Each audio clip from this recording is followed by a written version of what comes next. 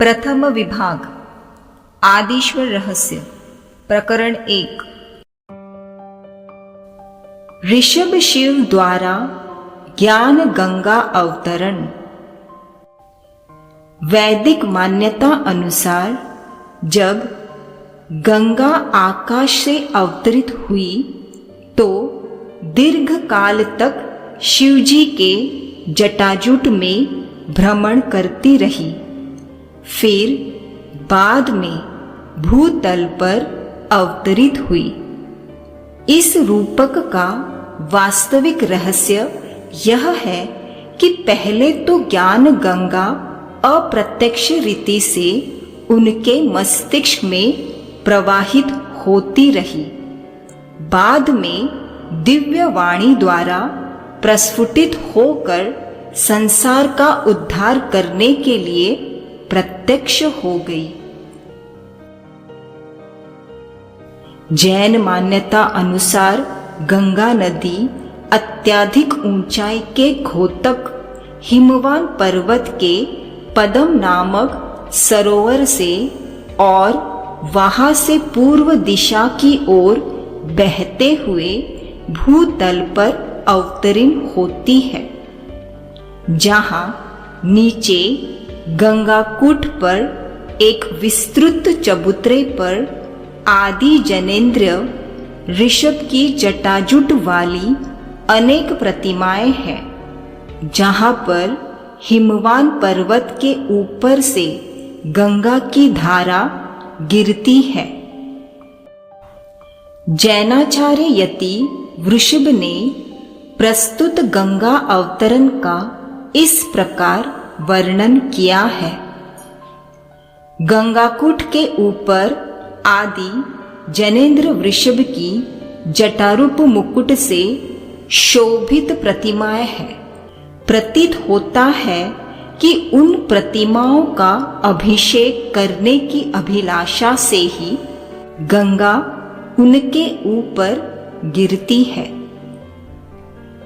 जैनाचार्य नेमि चंद्र ने गंगा अवतरण का वर्णन इस प्रकार किया है।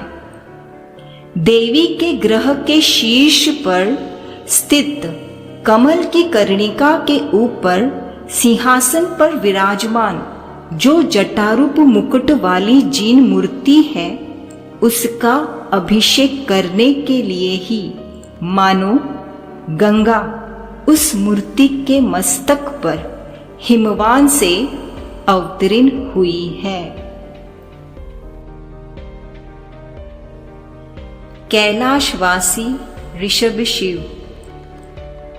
वैदिक मान्यता अनुसार शिव कैलाश पर्वत पर निवास करते हैं, तो जैन मान्यता में ऋषभ को अष्टापद पर्वत से विशेष संबंधित किया गया है, क्योंकि उनके जीवन से संबंधित सभी महोत्सव अष्टापद पर्वत पर ही मनाए गए हैं।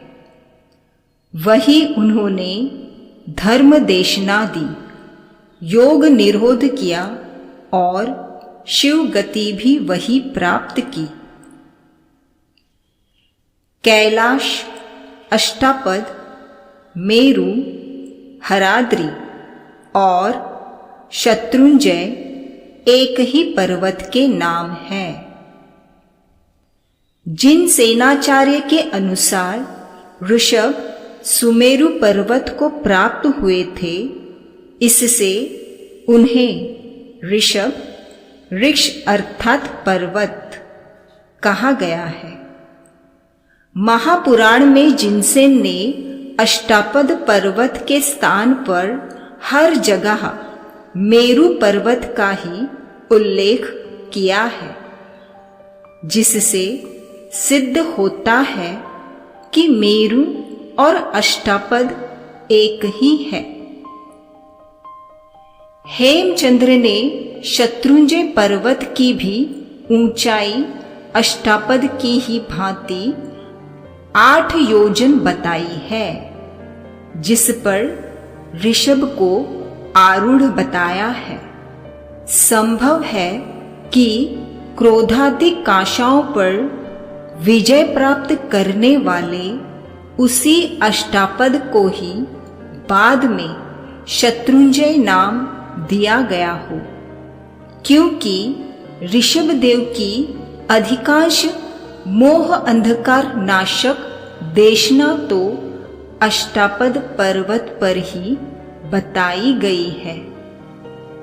हेमचंद्राचार्य ने स्पष्टतः अष्टापद को ही कैलाश, हराद्री और स्फटिकाद्रि आदि नामों का धारक बताया है, जिससे पूर्णतः सिद्ध होता है कि पहले अष्टापद को ही कैलाश पर्वत कहा जाता था।